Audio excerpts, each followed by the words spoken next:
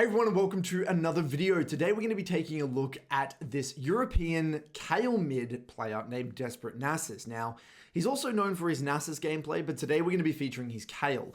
Now, as many of you know, Kayle can be a little bit of an obnoxious champion, but the fact that he's playing this champion with some of the best solo queue players in the world, high elo, challenger, European server, which is, EUS, which is a very, very competitive solo queue ladder, is just incredibly impressive. Kayle has many, many weaknesses, but very well-defined strengths. And what I've noticed by watching his gameplay is that he makes up for a lot of the weaknesses with clear communication, incredibly sophisticated and disciplined mid-game, absolute clarity over his reference points, and just like a lot of just clean execution when it comes to those team fights. So today we're going to be going through why is this guy able to play a champion like Kayle, in the highest ELA brackets in the world, with a pretty insane win rate. And what is he doing? What can we take away from this guy? Now, obviously, Kayle's lane phase isn't the most interactive. He's very good at kind of minimizing, neutralizing a lot of these lanes. He even goes down a little bit of farm, but he makes up for it massively moving into the mid game. So we will be kind of skimming through the early game just to get a bit of context. I chose this game specifically because it was an incredibly kind of archetypal game, what you would expect from a Kayle game, right? Where the map's imploding, other people are getting behind, you're losing pressure, you're losing your tower, but then you're able to make up the difference in the mid game. But it's the way he goes about that mid game. It's not, again, it's very hands-on, it's very intentional. And I've got people in my coaching program in the MLA who's versed this guy, and they all say the same thing. He's very poised, very patient, and very disciplined. So in the early game, he gets a little bit caught off guard by the fact that Yasuo got level 2 off the first wave, because I believe this Yasuo got an assist level 1, which is a little bit unfortunate. But basically, as you can see, he's just allowing the wave to come in, trying to trim it as much as possible with auto attacks. And, I will say, Yasuo is typically not an overly hard matchup for Kayle, and this comp holistically, I believe he's versing a Fiora. I think it was if I remember correctly, Fiora, Yasuo. I think there was an Alistar on the enemy team. And then I think there was like another low-range jungler. So the composition holistically was actually pretty good for Kayle. Kayle typically struggles into higher-range champions. So, things like Orianna and Syndras and Victors and a lot of these high-range mages is typically what makes Kayle quite miserable, and even high-range AD carries, things that are less committal. The more committal the enemy team composition is, typically the easier it is for Kayle, and also the more value you're going to get from your R, especially moving into the mid-game. It's also a Corki AD carry, which is not the highest range, and a Diana. So very committal kind of composition, which Kayle typically enjoys. Now, I'm not saying the early lane is super easy for Kayle. Obviously, we got to minimize, be very respectful. Ideally, we want to let the wave come in onto our side, really focus on our farm. And what I've noticed, he tries to go back for, I think roughly Swifties. He likes to rush Swifties a lot. I've seen him sometimes go recurve, but for the most part, he really loves those Swifties. So Kayle, not the strongest early lane here, really refocusing on our farm. He doesn't have any mana, so you can actually minimize a lot of matchups. I've also noticed he very rarely goes D-Shield. Like he's actually very good at just greeting like a D-Ring or a D-Blade in a lot of these matchups, which is quite impressive. And he goes PTA most games as well, instead of Fleet, which I really respect. And I think that's pretty reasonable, right? You can kind of stand your ground a lot of the time. Your E doesn't cost any mana. And again, you don't really need to stay in lane for a mass amount of gold. It's not like you're going for something like a Lost Chapter or anything. So as you can see, this is a pretty kind of chill early lane. Not really too much is happening. Yasuo is just perma getting prio. We're just kind of chilling here, trying to stay as healthy as possible. So we'll fast forward a little bit here. He does take the map cover off as well, moving into the mid game, which will make reviewing that mid game a lot easier for us. One thing that I have noticed with Kayle players is that, in order to get success with this champion, you need to get very comfortable winning in uncomfortable game states. You need to have faith in your ability or confidence in your ability to kind of pop off in that mid game. And this is kind of what this guy has, in droves. So end up burning the flash here, thanks to that Vi gank. Sitting on a decent amount of gold here. He looks like he's matching the recall with the Yasuo. Wouldn't surprise me if he goes maybe for a Swiftie. Sometimes he does go for that recurve, so we'll see what he goes for here. Ends up going for the Swifties. Yeah, beautiful. So Swifties, obviously a very strong boot choice nowadays. But I think I'm not a Kayle expert, but from my observations watching this guy, it really allows him to space, tether, kite out, and really stick on targets post 6 when you're kind of chopping them down with your auto attack. So it's a bit of a win-win scenario, both offensively and defensively. So we're rock and rolling. As you can see, GP not off to the greatest start. Already 0-3 right now. I think bot lane struggling a little bit.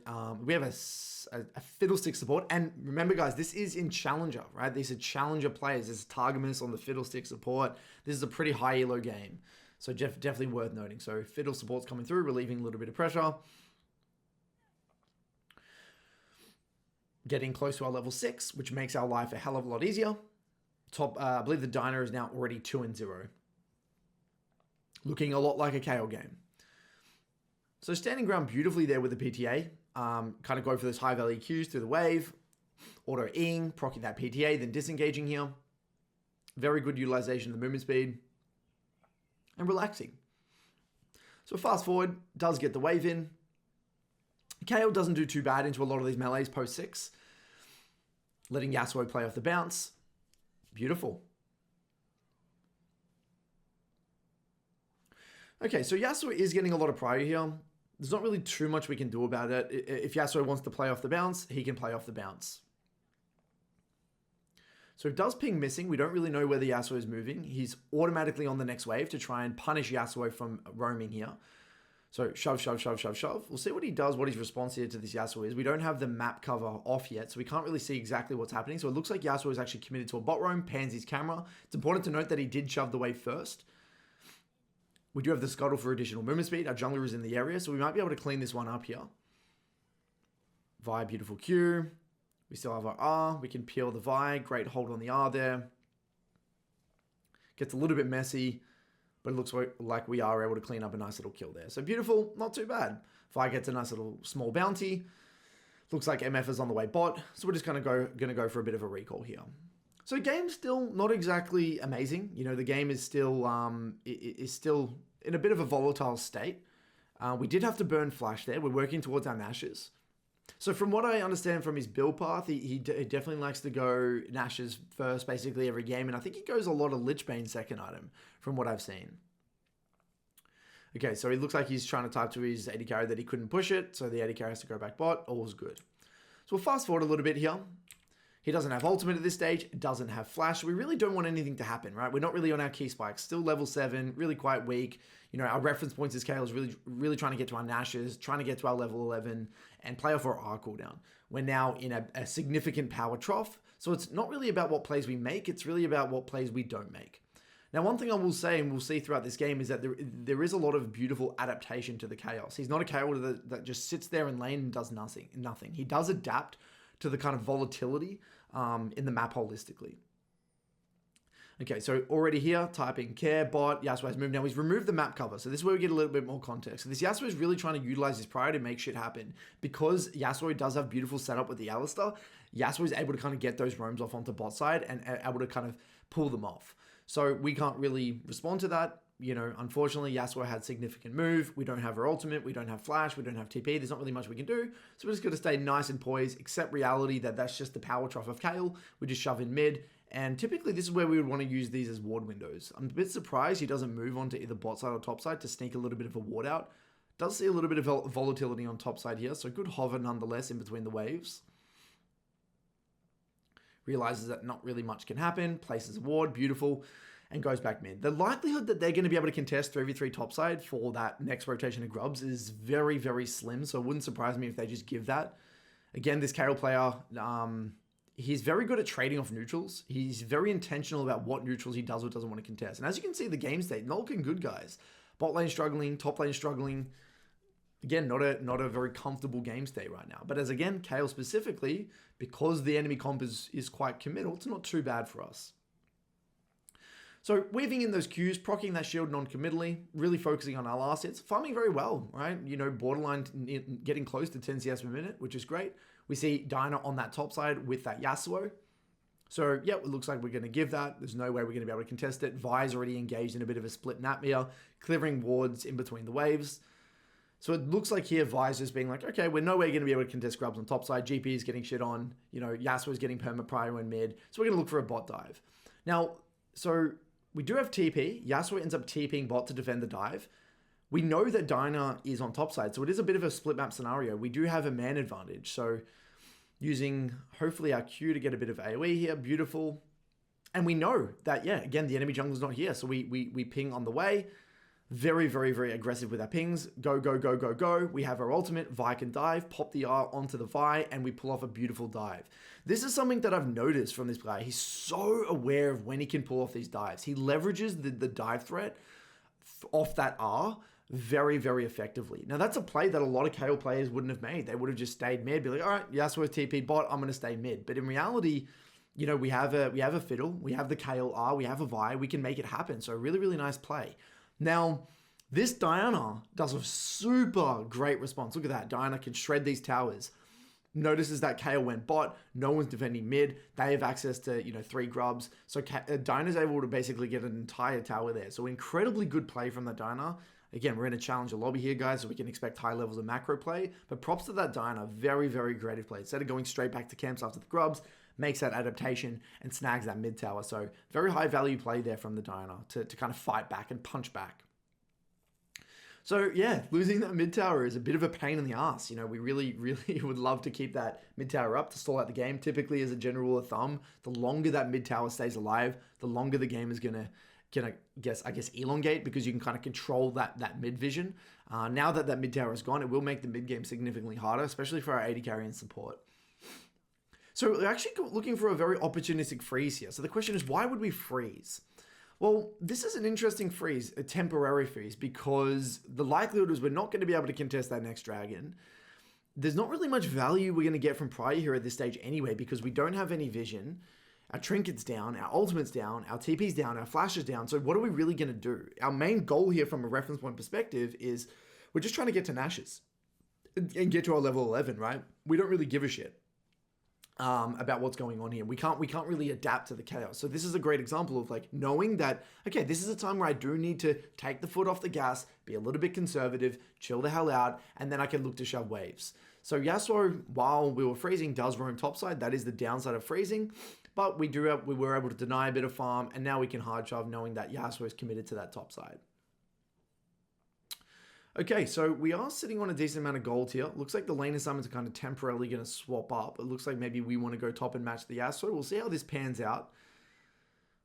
Dragon is coming up. The likelihood that we're going to be able to contest that is next to none. We've now got our Nashes. First major component, very good for us. Major item, sorry. So he's typing in chat. I guess we just, we win later on. So we are on top side with no TP. GP is temporarily covering mid because we wanted to match the Yasuo. So we're pinging assistance top side.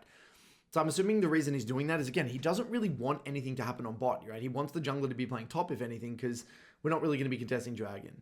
So he says all bot to let them know they're all bot. Pings assistant top side.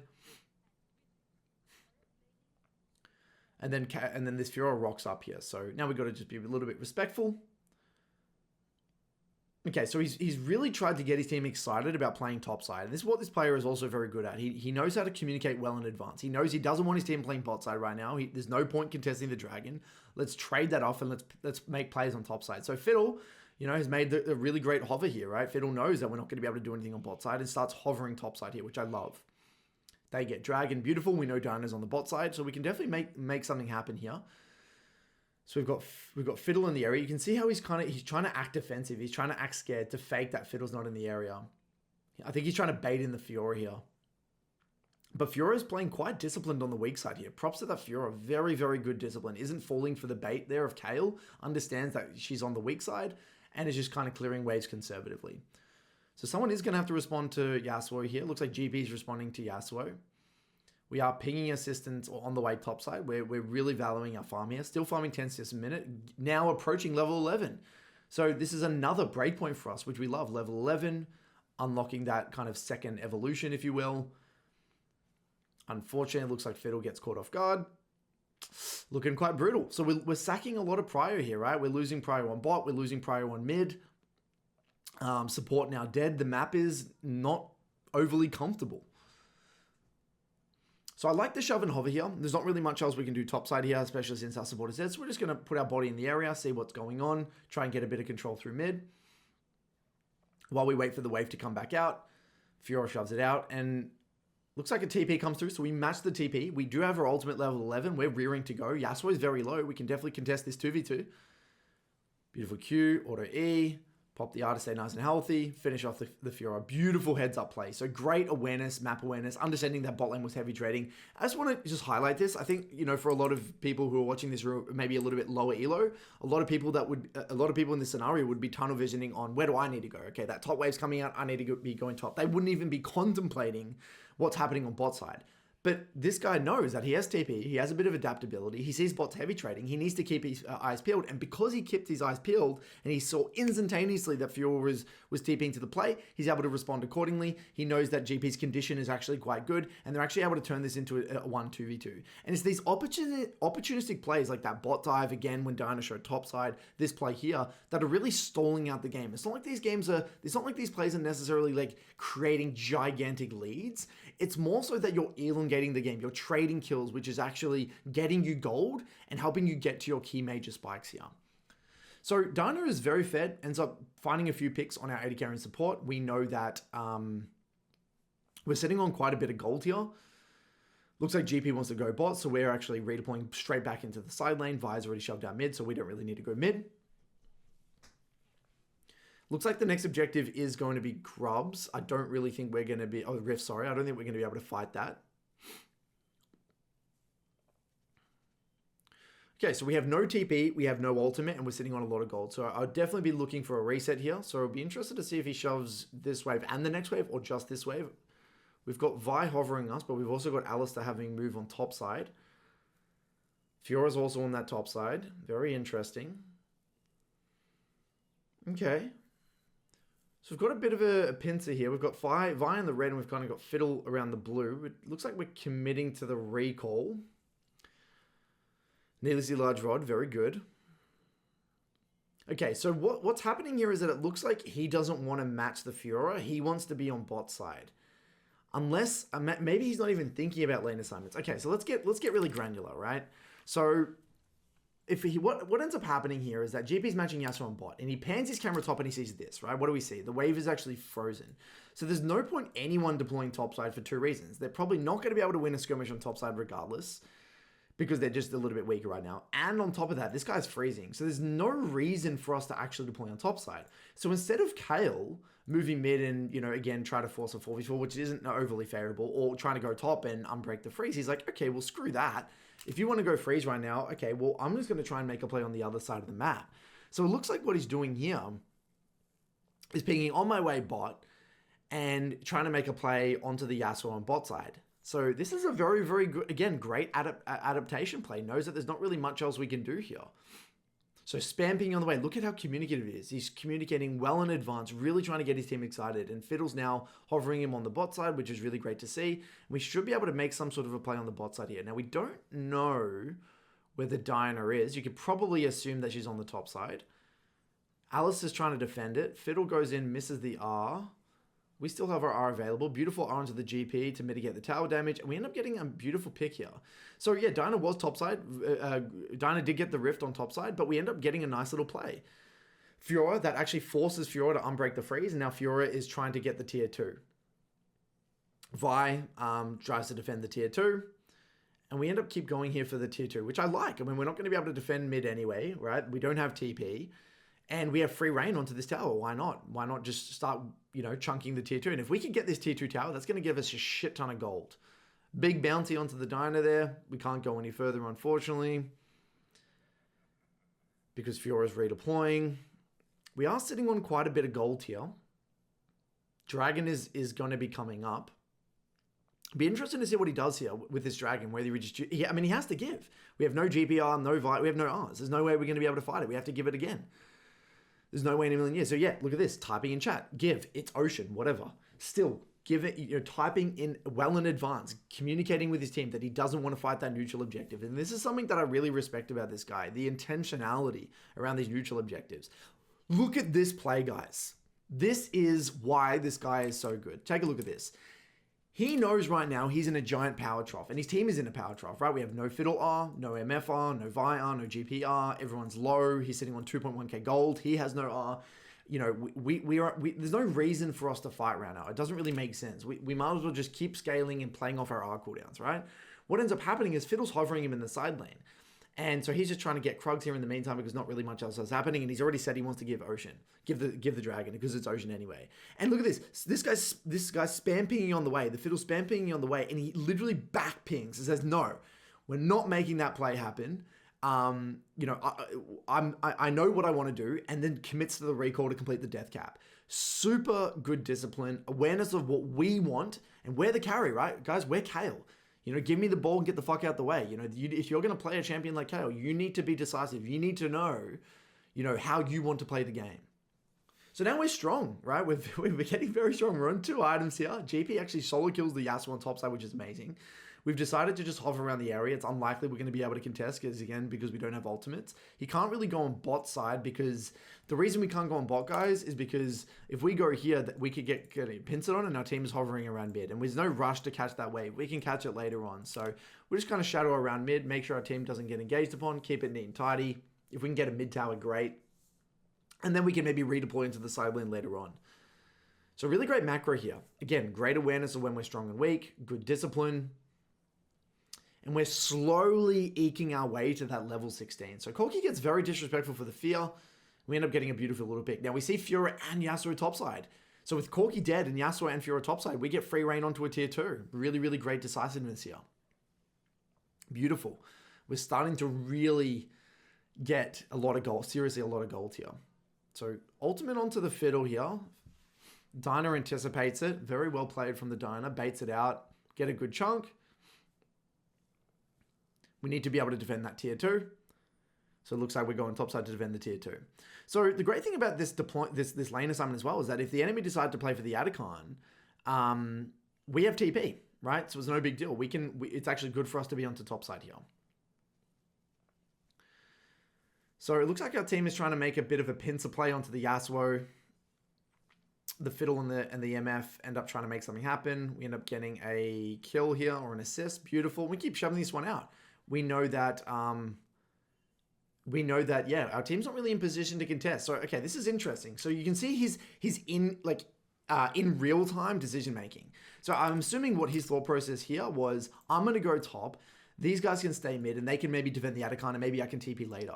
But then what ended up happening is that, you know, welcome to League of Legends. You know, shit happens. The AD carry and support decide to go for a pick onto the Yasuo. So he's having to adapt. He's having to think, okay, well, now what? I'm going to help him. I guess I'll get the kill. And he's thinking here, look at this. He's getting ready to TP. He's pinging, oh, let's fight. Let's go. Pings the TP. But then he realizes, wait, actually, no, we can't. Ping back. No, MF's not there. Fiddle's not there. My team is really far away. We actually can't. So you can tell he's trying to assess all the options, gauge the variables in real time, and he had a game plan, but he was able to literally adapt in real time his plan based off what happened in front of his face. This is, again, the key or the marks of a very great solo queue player, one that is not too tied to specific strategy. They're willing to adapt. So now the great thing about this macro core, what I absolutely love about this is, yes, we lose the Atacon, but we get free reign onto another tier 2, which is getting us a metric ton of gold and getting us to our key spikes, guys. And because this is a game that is also very good for Kayle, we can literally 1v9 moving into the mid game. If we get to our third item, level 16, the game is going to be over. So clears the Krugs in the way through, which is excellent, sitting on a lot of gold here. Does have TP, but it's a very low value TP for us here in my opinion. The tier 2 is already gone, and again, we're sitting on a lot of gold. Okay, so we're 21 minutes in. The next objective, I guess, maybe going to be a dragon, maybe Baron. We're approaching our third item. Still only level 14, not 16 yet. We're redeploying onto the side lane. Interesting deployment here. I thought he would probably actually have gone top there, but to defend the top, so... Okay, so yeah, it looks like he doesn't want to give Fiora the free tier 2. Giving Fiora a free tier 2 is a lot of gold. He's not willing to do that. Sees his AD carry collapsing in his team, so he moves over. Look, I think this was probably his first major macro mistake. What I probably would have liked to see from him back here is realizing that Fiora's on top side, shoving that one all the way out to tier 2. There's no reason for him to go bot right now because there's no tier 2 anyway. And yeah, you don't really want to just give that guy free reign on the tier 2, especially since GP's dead for a while. So probably the first major macro error there. Might bite us in the ass, right? Because, you know, TP in the mid game, very important. But nonetheless, not too bad. We're here for a fight. We do have our ultimate. Here we go. Next target, free kill.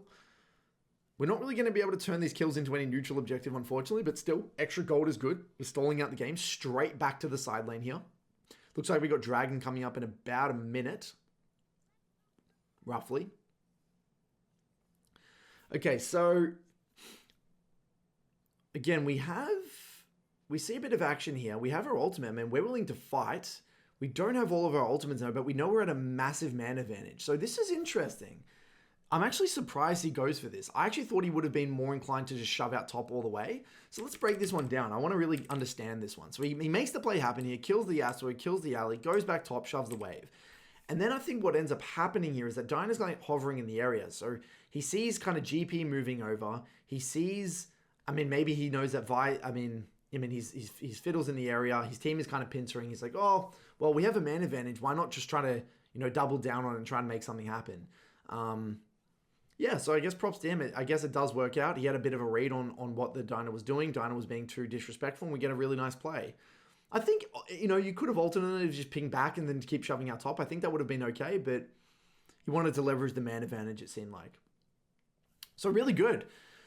And again, getting very, very close here to our Lich Bane. I mean, our level 16. We've got our Lich Bane working towards a 4th item, and now we're very, very, very, very strong. And, the final piece of the Exerdia puzzle is, half a level to that level 16. So we've got Dragon coming up in a minute. So I actually misspoke before. Now it's coming up in about a minute. So you can tell he's probably going to be mega, mega focused on getting this level 16, shoving out as many waves and camps as possible. We know that Dyna is still dead for 10 seconds. No need for us to group yet. Still a little bit too early. He's pinging his level 16, trying to make it clear to his team. He's trying to ping back on midwave so he gets midwave as well. But this guy didn't recognize the pings. It looks like he's trying to go for wolves as well. It looks like he's a little bit tilted. The AD carry taking the midwave, but it is what it is. Dragon's coming out very soon. So take a look at this, guys. This is again, a very interesting sequence. He's trying to ping back. He's trying to get his team away from the farm because he wants the XP. And he doesn't want a play to happen right now. He also doesn't have ultimate for 25. He says one camp. No. He's trying to ping. Typically I would like to, he's pinging back. I mean, I would want to see even more ping from him right now, but does get the level 16 off the Raptors here. And now we're in position to fight. We're ready and raring to go. Sees Yasuo split. He knows he has a lot of hard engage with the Fiddle and the Vi. Beautiful pick there onto the Yasuo. Excellent play. Shoves midwave. And if the enemy want to fight this, let's go. It's a 4v5. He has ultimate. He's level 16. 3 items. Let's go. It's go time. This is where we can pop off. So pretty straightforward. Front to back. Ult the front line. Shreds that guy down. Next target. One shot that guy. Boom. Straight into the side lane, guys. Look at this. No hesitation. We're not A-ramming. We're not running around the map like a headless chicken. We're going straight into the side lane. We're utilizing these windows where the enemy is dead to shove outside and maybe even snag a tier 2. If we can use this to snag a tier 2 tower, this is where you can start running away with the game. Because again, you'll get so much gold that you're just absolutely out of control. So again, we're seeing a lot of beautiful trends here. Awareness of the next neutral and what you're going to do about it. Absolute clarity over where we need to be and why. When we're strong, when we're weak. We're willing to communicate our intention well in advance. But we're also simultaneously willing to adapt. And that's the hardest thing with playing champions like Kayle, Asol, Vlad. A lot of Kassadin even for that matter. Like balancing and juggling. Like what do I want as a key carry that has his well-defined strengths, but also adapt to the chaos and the reality of solo queue, right? Like that bot dive or that TP play onto the Yasuo 2v2 on bot side with the Fiora. It's these sorts of plays that I really respect about this guy. So now ends up getting a Rylai's here for a little bit of durability. And again, you're versing a low range comp. So Rylai's is typically very good into low range compositions. Unfortunately, this guy gets caught off guard. Looks like he's a little bit tilted, unfortunately. Not a massive fan of question mark pinging your AD carry, but no one's perfect. And now look at this discipline, guys. He knows that his AD carry is dead. Look at the lack of, he's not compensating, just doing what he can. And the moment he realizes that his Fiddle's gone in, I can't be there. No. Back. He's really valuing his life. I feel like a lot of Kayles, what they would have done here is be like, well, I'm strong. We can win this. And they would have ran forwards here and tried to take the play with the Fiddle. But in reality, GP's not here. Again, MF being dead, there's no way we're going to be able to make up for that difference. So just takes the kill that he can, values his life, and he's not willing to give that bounty. Okay, so doesn't have ultimate here, nor does GP. Tries to kite back. Dyna does a very good engage. Tries to trade kills. Yeah, so it looks like he maybe thought Dyna didn't have R there, but yeah, Dyna did a very good engage. The positive with this play is, I guess, you get them off the Baron, right? So yes, we die and we do give a pretty big bounty to the Corki, but we get them off the Baron. So I don't think it's a terrible play. I think it makes sense. I think, again, you probably could have given it and stalled it out, but to be honest, I think getting them off the Baron is fine. You know, trading your life, and then it looks like we might even be able to get it on the back end here anyway. So yeah, props to him. Pretty good play there. So we'll fast forward. Pretty straightforward now. You know, we're kind of God mode. We can kind of win majority of team fights. So we'll let it play out to see what he does here with the Baron. He actually didn't get the Baron, but I think his team did. Unfortunately, he was dead. Still farming camps in the meantime. Now got his level 18. And really what I'm going to be looking for here is just kind of making sure we're grouping, right? I think 4-1, I probably wouldn't want a 1-3-1 with the amount of engage that the enemy had. I think what I probably would have liked to see here is even us rotate onto mid and let GP play side, but it looks like they're going for a 2-man onto the GP here. Yeah. So, look, good play, a very creative play from the Yasuo and Fiora there. They overloaded a side. This is kind of what we call overloading a side, where you purposely kind of put a disproportionate amount of people on one side with tempo to try and make a pick. And it worked out really, really well. So we didn't want to allow this guy to split push. We do have flash. We don't really need to be scared of this guy. Our team is backing us up. So not the most successful post-Baron siege.